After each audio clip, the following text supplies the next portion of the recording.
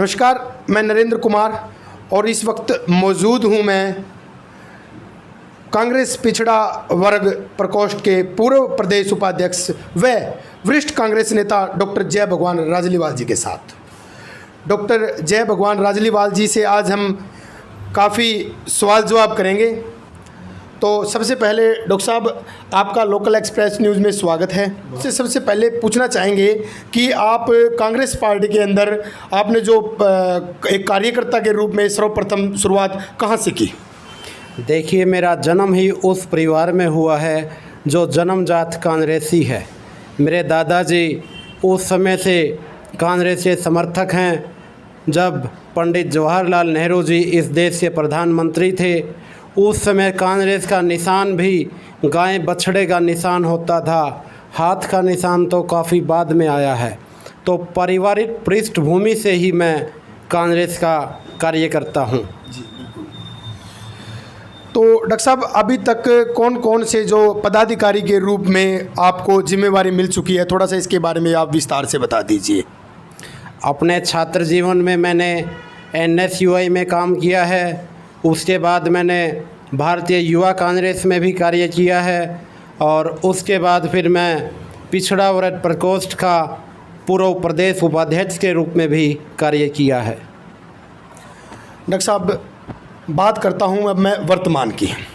देश के अंदर या प्रदेश के अंदर बात करें तो कांग्रेस पार्टी की सरकार नहीं है, और ऐसी परिस्थिति में जब हम देखते हैं कि आम जन जो है वो काफ़ी अस्त व्यस्त उसका जीवन लग रहा है, तो इसके बारे में आप क्या कहना चाहेंगे? देखिए, अस्त व्यस्त कोरोना महामारी का भी असर है, आर्थिक मंदी भी है, और ऊपर से जो पहले 2016 में नोटबंदी हुई थी उसका भी काफ़ी नकारात्मक प्रभाव भारतीय अर्थव्यवस्था पर रहा है। तो इन सब जो चीज़ें हैं, इनका जो टोटल आउटपुट है, उसकी वजह से ये सारी चीज़ें देखने में आ रही हैं। आपका कहने का अभिप्राय है कि भारतीय जनता पार्टी की ओर से नियम लागू किए गए हैं, वो कहीं ना कहीं आम जन के पक्ष में नहीं रहे हैं। हाँ, नोटबंदी का कोई फ़ायदा नहीं हुआ, और उसके बाद GST है, GST का भी अभी तक कोई ऐसा आमूल चूल फ़ायदा देखने में नहीं आया है। डॉक्टर साहब, आप जैसे 2 अक्टूबर है और भारत के जो राष्ट्रपिता है महात्मा गांधी व पूर्व प्रधानमंत्री लाल बहादुर शास्त्री जी की आज जयंती है, और आज हमने एक और चीज़ देखी कि जो कांग्रेस पार्टी है वो इन महापुरुषों के जन्म के साथ साथ किसान मजदूर दिवस भी मना रही थी। तो डॉक्टर साहब, इसके बारे में आप क्या कहना चाहेंगे? देखिए, आज 2 अक्टूबर का दिन बहुत ही विश्व इतिहास के अंदर, केवल भारत के इतिहास ही नहीं अपितु विश्व के इतिहास के पन्नों में दर्ज है, क्योंकि इस दिन 2 महान विभूतियों का, 2 महान आत्माओं का जन्म हुआ था। राष्ट्रपिता महात्मा गांधी जी और देश के दूसरे पूर्व प्रधानमंत्री लाल बहादुर जी शास्त्री।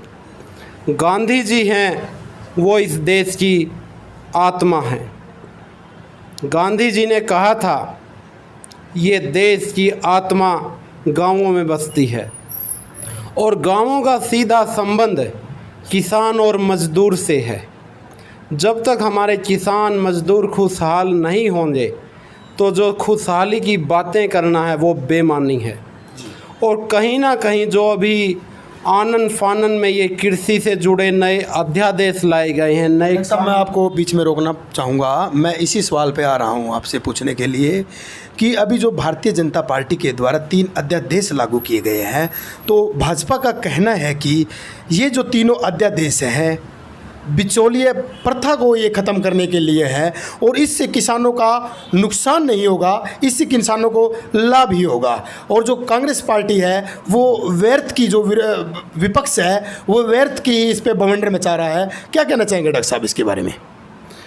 खुद किसान ये कह रहे हैं कि जो MSP का है वो कानूनी प्रावधान होना चाहिए। तो किसान अपनी जो खाद्य उत्पाद जो भी बेचना चाह रहा है वो केवल कानूनी रूप से उनकी एमएसपी के रूप में सुरक्षा चाहता है कि जो न्यूनतम समर्थन मूल्य है वो मिले, ऐसा कानून भी बनाया जाए। डॉक्टर साहब, मेरा कहने का जो अभिप्राय है कि भारतीय जनता पार्टी के जो नेता लोग हैं वो ये कह रहे हैं कि जो घोटाले थे वो कांग्रेस सरकार में होते थे, भाजपा के अंदर इस प्रकार का कोई भी घोटाला नहीं होता। भाजपा जो है बिल्कुल साफ और सुथरी राजनीति करती है। इसके बारे में क्या कहेंगे डॉक्टर साहब? साफ सुथरी राजनीति तो कांग्रेस पार्टी भी हमेशा ही करती है। अब जिस 2G स्पेक्ट्रम का इन्होंने ज़्यादा उस समय में मुद्दा उठाया था, उसके सभी जो आरोपी हैं वो बरी हो चुके हैं। डॉक्टर साहब, अब जैसे बड़ा ही एक अमानवीय कृत्य यूपी के अंदर हुआ है, हाथरस के अंदर एक बेटी का बलात्कार करके बुरी तरह से उसको मार दिया, उसकी रीढ़ की हड्डी तोड़ दी गई, उसकी ज़बान काट दी गई, बड़ी बेरहमी से उसका कत्ल किया गया।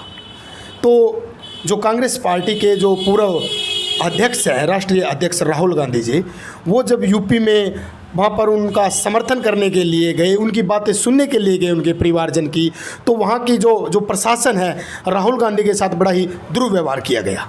क्या कहना चाहेंगे डॉक्टर साहब? देखिए, विपक्ष के नेता होने के नाते, प्रमुख विपक्षी दल का नेता होने के नाते राहुल गांधी जी का ये नैतिक दायित्व बनता था कि वो उस परिवार के साथ इस दुख की घड़ी में खड़े हों, अपनी संवेदनाएं जताएं और इसी नैतिक कर्तव्य का निर्वहन करते हुए वो उस परिवार की संवेदनाएं जताने के लिए, उस परिवार के साथ अपनी संवेदनाएं व्यक्त करने के लिए जा रहे थे। तो उनको इस तरह से रोकना पूर्ण रूप से अनुचित है। डॉक्टर साहब, अभी मैं थोड़ा सा चुनावी चर्चा आपसे कर लेता हूँ। अभी बिहार के अंदर भविष्य में चुनाव होने जा रहे हैं, तो आपका क्या अनुमान है कि कितनी सीटें कांग्रेस विजय कर पाएगी? बिहार के अंदर कांग्रेस का प्रदर्शन बहुत शानदार रहेगा, क्योंकि वहाँ महागठबंधन के रूप में लालू प्रसाद यादव जी और भाई तेजस्वी यादव के साथ मिलकर हम चुनाव लड़ेंगे। तो वहाँ पे बहुत ही संतोषजनक, बहुत ही बढ़िया प्रदर्शन रहेगा और बिहार के अंदर सरकार भी बनेगी। आपका कहने का मतलब है कि वहाँ पर मोदी फैक्टर काम नहीं करेगा? बिल्कुल। तो ये थे डॉक्टर जय भगवान राजलीवाल जी। डॉक्टर साहब, चलते चलते आपसे एक बात और पूछ लेते हैं। हरियाणा के अंदर उपचुनाव है जो बड़ौदा के अंदर, उसमें क्या स्थिति रहेगी डॉक्टर साहब? तो भारतीय जनता पार्टी के द्वारा 3 अध्यादेश लागू किए गए हैं, तो इनका प्रभाव देखने को मिलेगा? बिल्कुल देखने को मिलेगा। बड़ौदा उपचुनाव में कांग्रेस भारी बहुमत से विजय दर्ज करेगी, क्योंकि हरियाणा के अंदर भारतीय जनता पार्टी और जेजेपी की गठबंधन की सरकार है। तो कहीं ना कहीं जो दुष्यंत चौटाला है उनका भी प्रभाव वहाँ पर देखने को मिलेगा। क्या संभव हो पाएगा कि कांग्रेस वहाँ पर विजय हासिल करेगी? हर नेता का अपना प्रभाव होता है, परंतु वहाँ पर कांग्रेस पार्टी विजय दर्ज करेगी।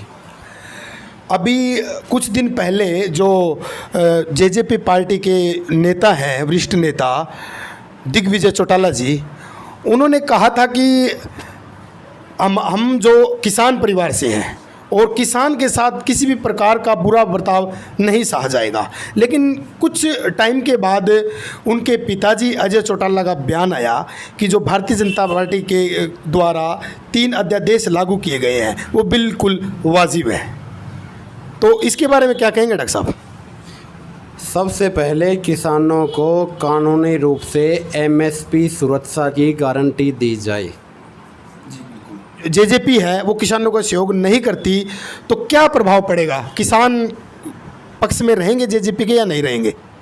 देखिए, हर पार्टी का अपना स्टैंड होता है, परंतु इस समय मैं मानता हूं कि उन्हें किसानों के साथ खड़ा होना चाहिए। आपका कहने का मतलब कि इस समय उन्हें किसानों का साथ देना चाहिए? बिल्कुल जी, बिल्कुल ठीक बात है।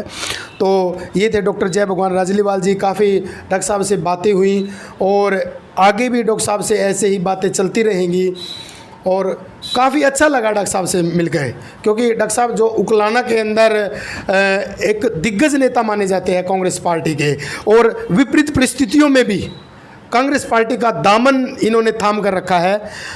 अशोक तंवर जी के साथ इन्होंने काम किया हुआ है, लेकिन अशोक तंवर के पार्टी छोड़ने के बाद भी कांग्रेस पार्टी के अंदर ये बखूबी अपना दायित्व निभा रहे हैं। तो डॉक्टर साहब आज आपसे मिलकर बहुत खुशी हुई। बहुत बहुत धन्यवाद।